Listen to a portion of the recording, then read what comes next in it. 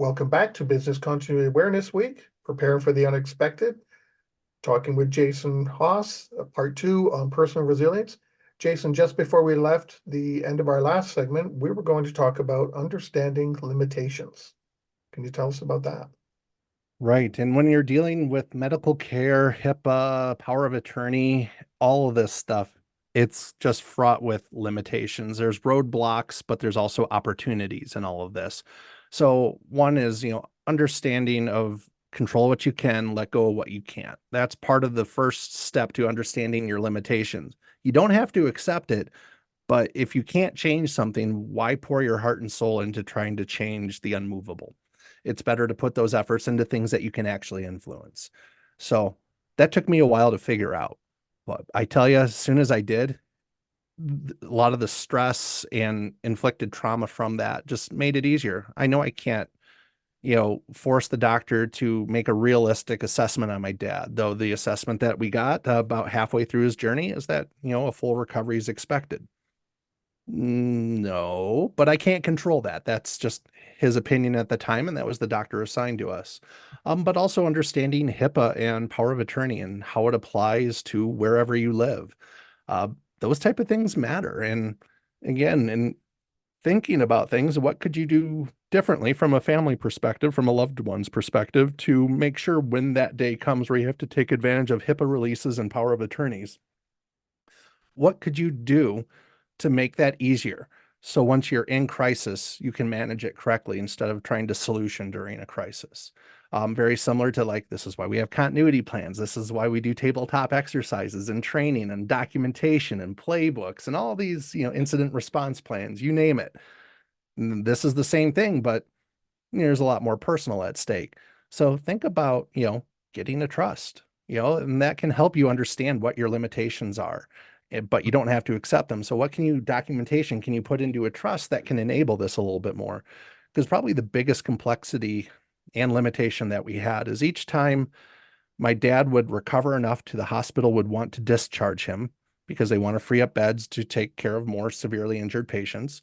Um, and go into the recovery facility, as now we had a HIPAA release and power of attorney documentation, and whether it's comfort care or do not resuscitate, all that reset each time you went to another facility. And the longest stint my dad had at the alternative care facility was 3 days, I think it was. So it's like about every 2 or 3 days, we're having to redo all of this. And, for me, the conversation that we had, my brother, my mother, and myself, is what does it look like when or if dad returns home? How is my elderly mother going to care for a severely obese, dementia-ridden man who might not be able to feed himself, use the bathroom by himself, clean himself, pretty much an adult child needing 100% care? How is somebody in their late 70s, early 80s going to handle this? So, coming to those type of conversations and being very real about it is like, okay, what does dad want? Would dad be okay with that?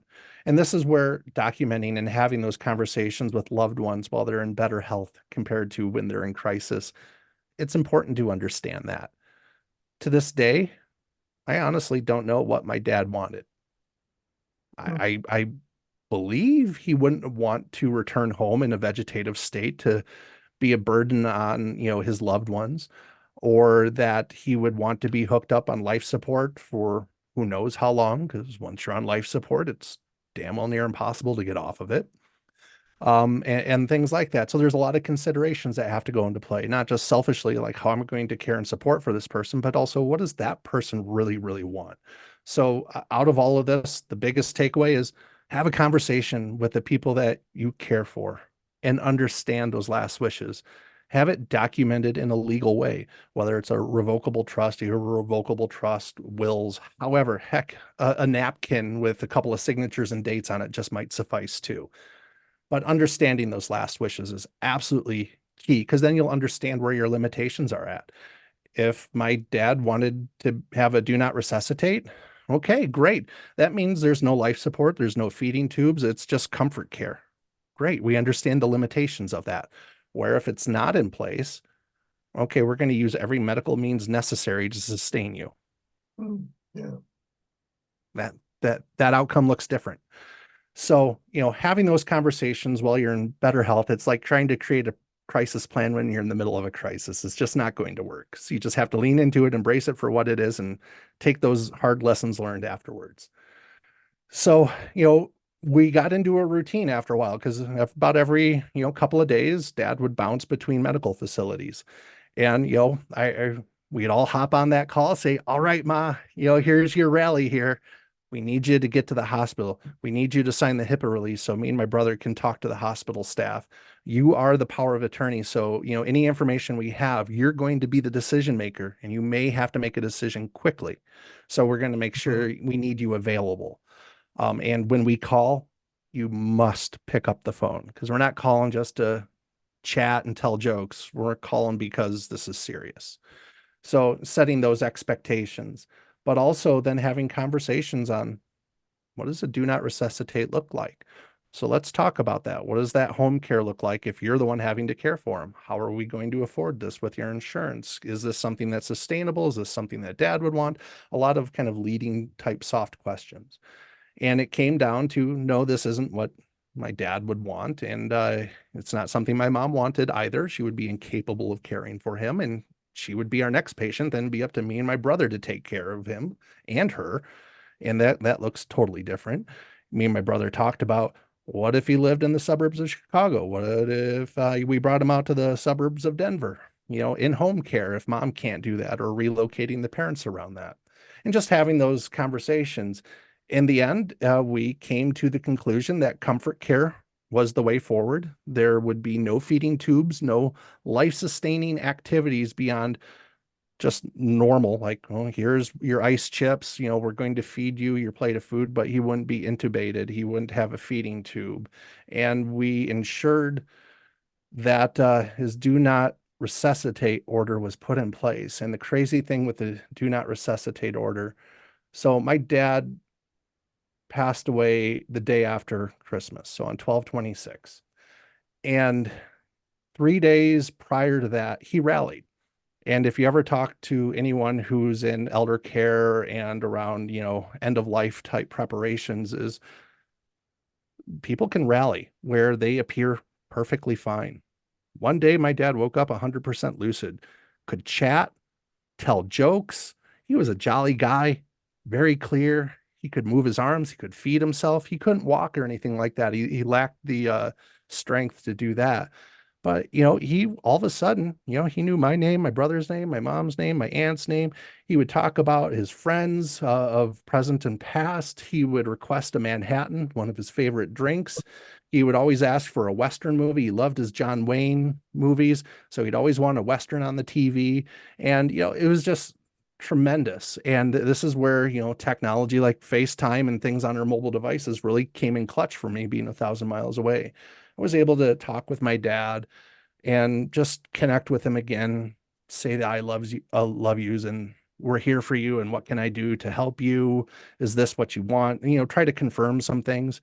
But one of my relatives is in the elder care profession, and she had warned me about this, of don't be fooled by the cliff. So when people get close to death, they're likely to rebound, very similar to my dad, who was very lucid, and you would think he's ready to come home. But that wasn't the case. 3 days later, I'm looking at my notes from it because I've got 22 pages of notes around all this, by the way, and postmortem, gap analysis, lessons learned that we applied to my mom. But anyways, it's like, okay, at 11:31 a.m. Mountain Time on 12/26, my mom reached out saying, Dad's he's going back to the hospital. He's going to go to the ER.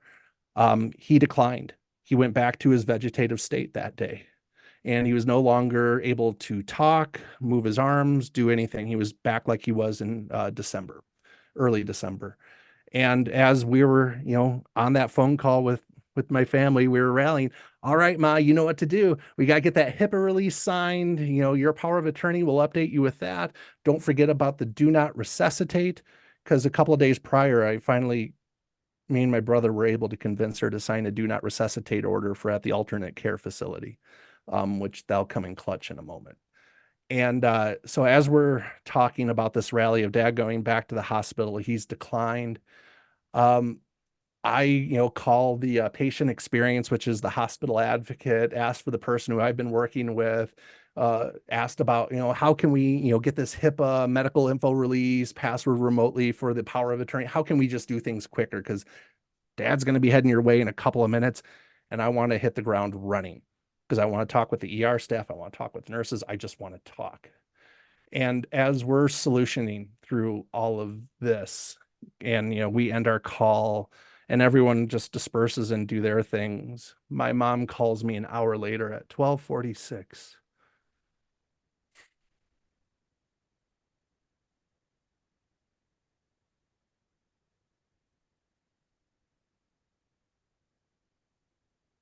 And this is where I struggled.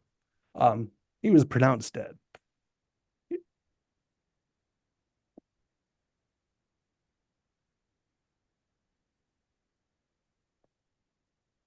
So he was processed of going from his hospital bed at the alternate care facility to the gurney to be transferred to the ambulance. And he never made it. So my mom called to inform me about that, that dad had passed. And then I had to tell my brother and my aunt. So that it ended abruptly and unexpected, but at the same point in thinking about this, this was always going to be the outcome. With the injuries that he sustained and the realities of everything, of his health condition, there was just no way he was ever going to recover. There's a lot of lessons learned around this one. I wish I would have challenged the doctor more about his full recovery, which was just, I'll never know the why behind that, and that's fine. But was one of the weird things too is once my dad went to the morgue and all of that, he was flagged for it, his death was under curious circumstances. So it was flagged for investigation. And to add to the adversity, it took a month before we knew what the real cause of death was for my dad, which his heart failed. He was on a pacemaker and all of that. But yeah, it was just a wild ride. Well, I think that's a good spot where we will end our topic on personal resilience. First of all, before anything, Jason, thank you so much for sharing your personal story here over these last 2 days. It is a part of someone's journey to go through this and share it with others. And I really do appreciate you sharing your story. And somehow, I don't know how, but you were still able to weave in crisis management and stakeholder management and communications and project management, all those different pieces. And that's a testament to people that are listening and watching, is that you can learn from these things and listen from the viewpoints of people who have experienced adverse situations and the terrible one you have, and your willingness to share with others, and hopefully somebody picks up some of this information to make it a little bit better for themselves as well, to help them on their journey. So thank you so much for sharing. Well, thank you, Alex, for allowing me to share this journey. And my biggest takeaway for people is use the skills that you've learned in your profession of resilience, continuity, disaster recovery, incident management, crisis management, emergency management, whatever it is, it applies to what you do in your personal life too. Talk to your family members, understand what their last wishes are, get it documented. Things go a little bit easier and makes that adversity a little bit easier to take, knowing that you're following their wishes, not your best guess at what it might be. Mhm. So consider your wills, your last testaments, trusts, whatever it may be, do something, because nothing it will never ever work. And what I'm hopeful in all of this is the takeaway is just know that you need to lean into hard situations, as sucky as it may be, as personal as it may be. That person needs you. They're there You need to be there for them and support them in their journey, whatever that outcome looks like. And to remember to let go what you can't control and hug the hell out of what you can and just embrace it for what it is. There's a lot of great memories in this journey as well as painful ones, but they balance each other out like a yin and yang. And I cherish the positive outcomes of this, as well as celebrating my dad's promotion to heaven. It was the best outcome that we could have hoped for. And on that note, we've come to the end of the show. Jason, thank you once again for sharing. Business Continuity Awareness Week, we've now covered personal resilience with Jason Haas, and we're going to be back for the rest of the week. We have a few more topics to talk about when it comes to resilience. Don't we, Jason? We sure do, and I'm looking forward to those other conversations. So thank you everyone for watching and listening. Stay prepared, everybody. If you liked that video, thumbs up. If you didn't like that video, thumbs down. But leave me a message and let me know your thoughts. Of course, don't forget to subscribe. And in the meantime, stay prepared, everybody.